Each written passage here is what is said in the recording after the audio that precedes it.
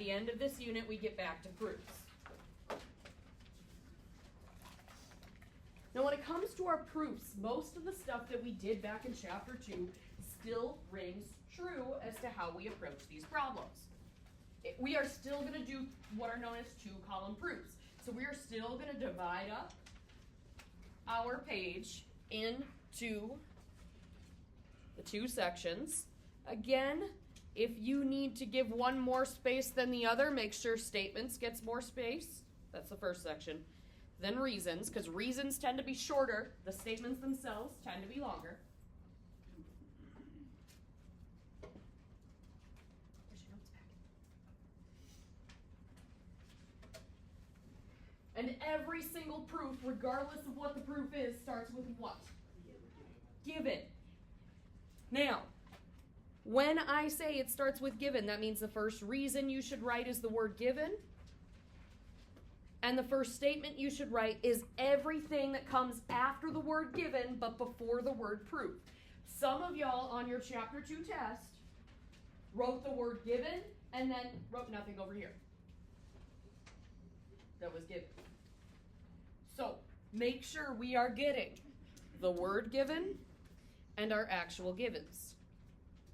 Line M, that symbol, line N.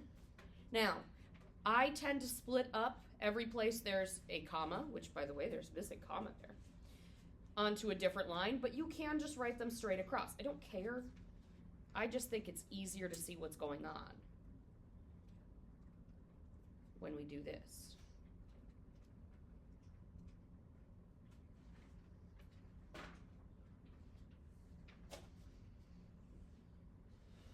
Now, some of y'all did not number your steps as you went through. Please make sure you are at least drawing lines between them if you're not going to number them. I do both.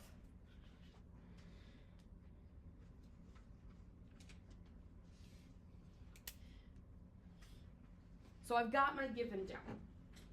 After I have my given, I start going through my 5 things, unless I know exactly where to go next.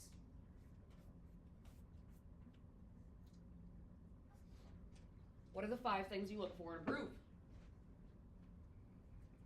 Hint, they should be on the top of your orange sheet. Words, symbols, algebra, substitution of transitive property, and pictures. In Chapter 2, we relied a lot on words and pictures. Once we get into Chapter 3, some of the symbols start to take place. I do not have words in my proof, but I do have a symbol. I have this symbol. What's that symbol mean? Parallel. Did you notice that your orange sheet never talked anything about parallel?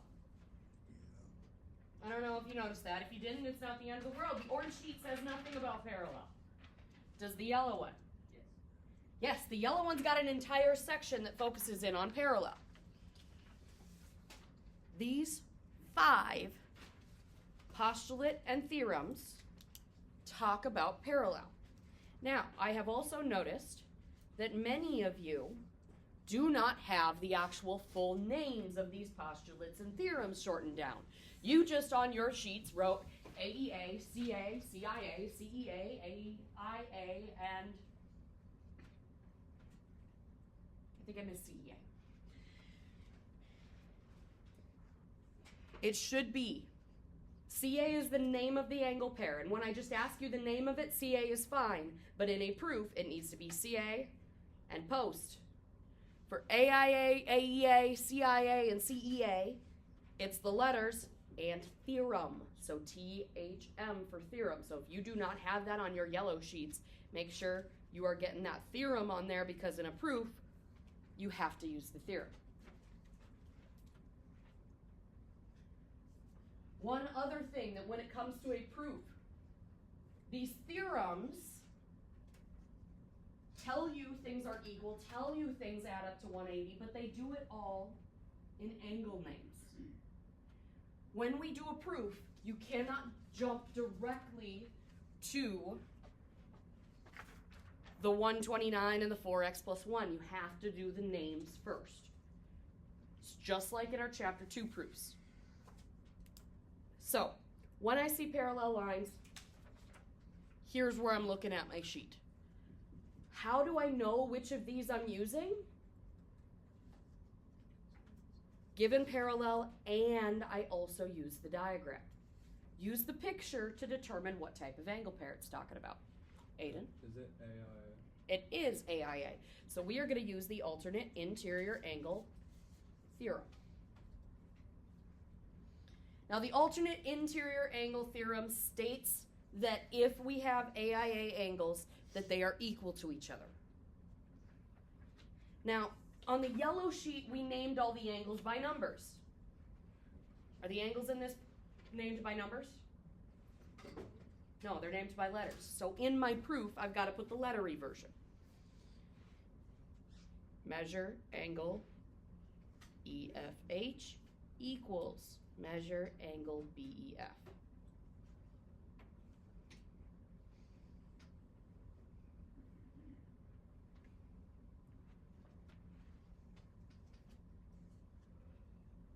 Once we've got the angle pair in the proof, generally speaking, the proof tends to go back and look a lot like the things that we did back in chapter 2 proofs.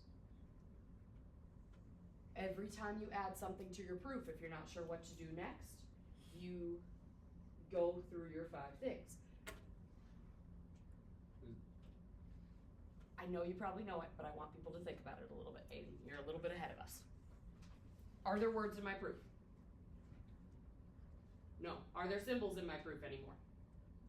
Nope, I used the only symbol that I was given. Is there algebra I can do? Not yet. Is there substitution or transitive property I can do? Yes. Instead of writing measure of angle EFH, what can I change it into? 129. Equals, instead of measure of angle BEF, I could change it into 4x plus 1. Is that substitution or transitive? Substitution. We'll talk about transitive more in the future. If it's equal signs, you can always use substitution. And guess what? I'm now at the algebra step. Now, another thing that I want to address when it comes to the algebra is I saw some people in chapter 2 saying, okay, -1, -1, therefore I subtracted. And they called that the end of the step. Is the -1, the -1 actually the subtraction step? No, that's the little extra work that you can write in there. Do I have to even write it at all? No, the results of the subtraction are the subtraction step. 128 equals 4x is the subtraction step. What comes next? Division. When I divide, what do I get? I do not get x equals 32. I get 32 equals x. Be careful with that. I want to flip it around. Would that be symmetric? Yes.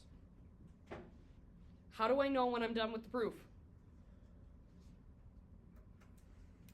Because it says prove x equals 32 and we got it to where it is x. It says prove x is 32. That's what we got to. Okay.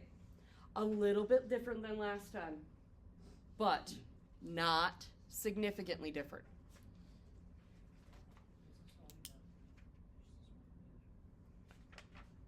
No.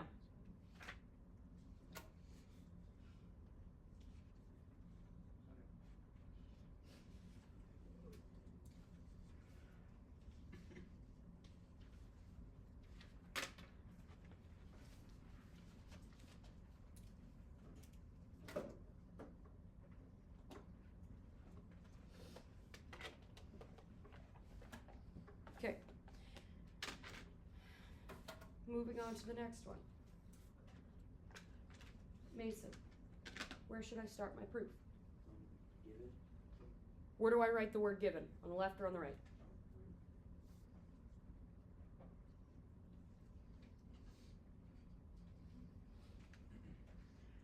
Charlie, what do I write underneath or on the statement side for given?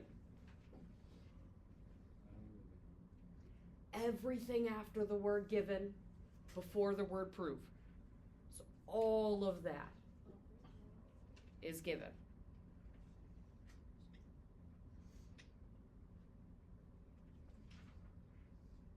Since this has got a little bit less space, I'm going to actually use the commas to separate. If you want to continue to use the separate lines, you can. I'm just worried a little bit about room on this one.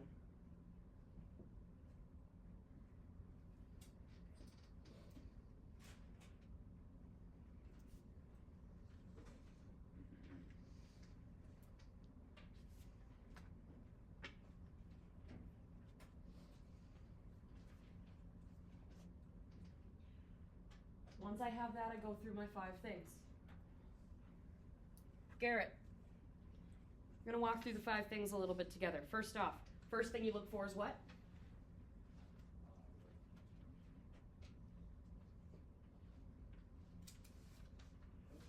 Words. Do I have any words? Second thing we look for is symbols. Do I have any symbols? Yes. What's the symbol? Parallel. I've got the parallel symbol. Jace, where do I find the parallel symbol? Yellow. On the yellow one.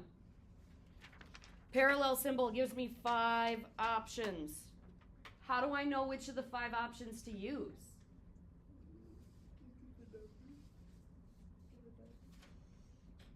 Can use the diagram to kind of help me out, figure out what kind of angle pair. Use this picture to help me. Now, unlike the last one, this picture doesn't actually have the angles marked. Angle GEC, there's G, there's E, there's C. Is it the first one, the second one, the third one, or the fourth one at this intersection? GEC. Again, first, second, third, or fourth. The fourth one. On these proofs that don't have it marked, I just put a little dot where it needs to be to kind of help me find. The other one is HBD. Here's H, here's B, here's D. First, second, third, or fourth spot. First. Now that I've got those marked, makes it a little easier.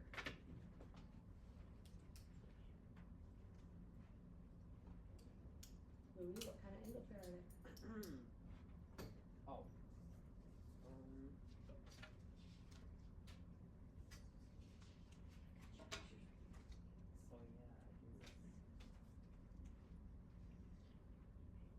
it's like a AEA.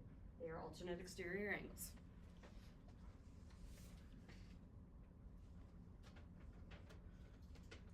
Okay. AEA. Is that all I have to write in my reason? Let's say you're shaking your head. No, what did I forget? Theorem.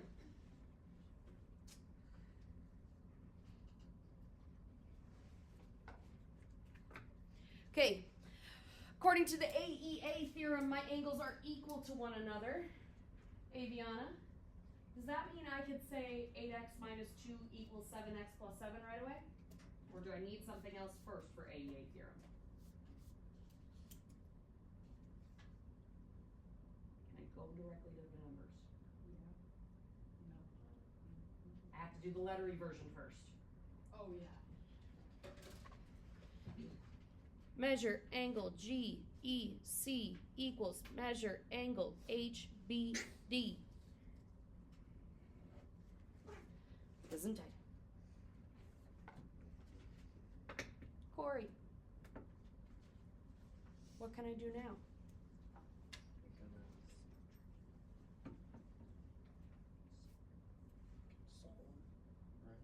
I can't solve yet. I've just got letters right now. Can I change that into numbers? What can GEC become? 8x minus 2. What can HBD become? 7x plus 7. What's that step called? Starts with an S.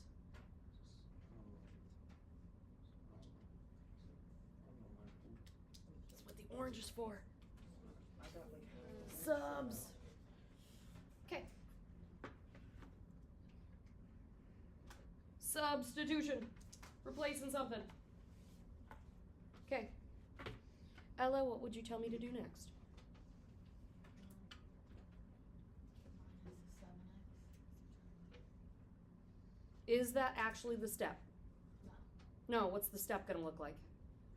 X minus 2 equals 7. Perfect.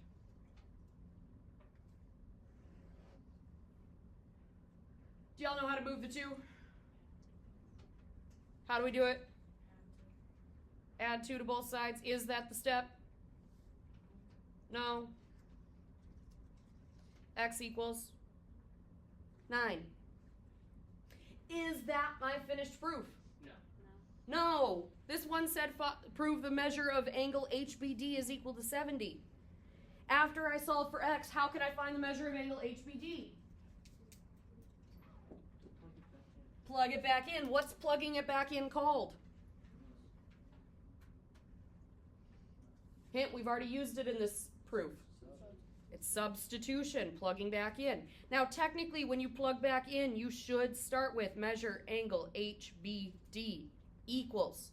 And since it's 7x plus 7, it's 7 times 9 plus 7. And then it's a 7th step to get it to a nice number. You do not have to do multiple steps to get it to a nice number. The 7 times 9 plus 7 can all be done at once. Gives you 70. What is that called? Simplify.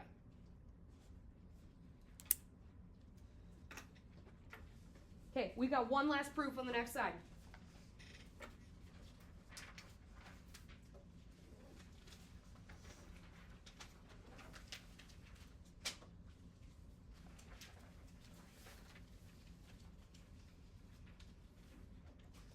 Every single proof, regardless of the proof, starts with the given. I'm not worried about, why did I write given up there? Let's try that again. That's supposed to be R for reasons. Since I'm not worried about or space on this one, I'm just gonna spread things back out the way I typically do.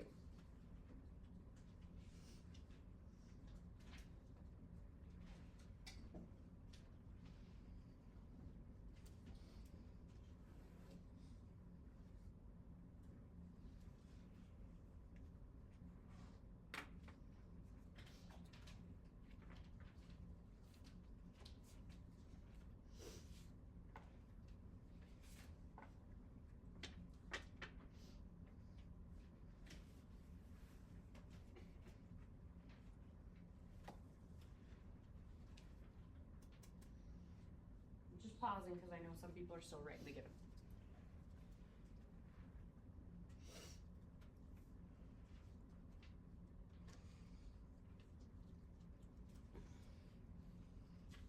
Okay. So I get my given. Then I look through my 5 things. Do I have words in my proof? No. Do I have symbols in my proof? Yes, I have a parallel symbol. If I have a parallel symbol, I'm looking at yellow or orange. Yellow. On my yellow sheet, I've got 5 different possibilities of things it could be. Which of the 5 depends upon looking at that picture. Thankfully, in this picture, the angles are marked. Jackson says they're consecutive interior angles. Is he correct? CIA what? Theorem. Kata? If they are consecutive interior angles, what do we know about their measurements? Are they equal or do they add up to 180? They add up to 180. So, in my proof, measure angle HRY plus measure angle RYT equals 180. If you go do a proof and you jump directly to the numbers, it is not correct, but If that's the best you can do on a proof, that will still get you most of the points. Far too many people, which wasn't a whole lot, but there were a couple people, and that was way too many in my book, left the proofs completely blank because they didn't know how to do them, even though they knew how to do the exact same problem when it wasn't a proof. If you can at least get the math down, you're doing half of it. Callie, after I write out the letter reversion, what comes next?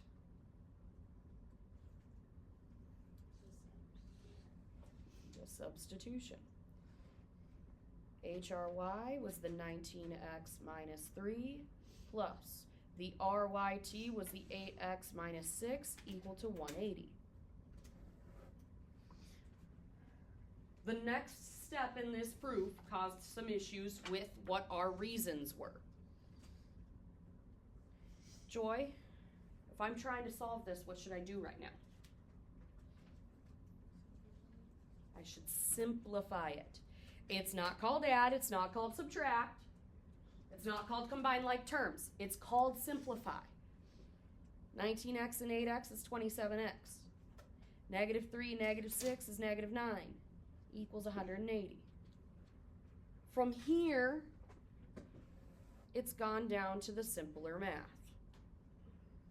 I am going to add the 9 to both sides.